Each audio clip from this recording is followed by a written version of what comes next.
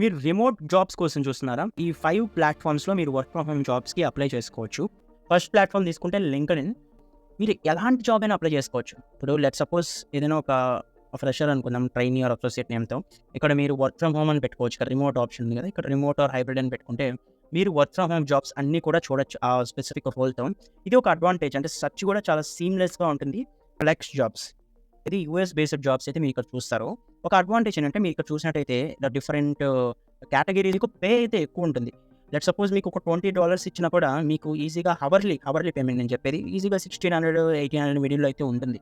వెల్‌ఫోన్.com దీన్నే ప్రీవియస్‌గా ఏంజెల్.కో అని కూడా అనేవాళ్ళు.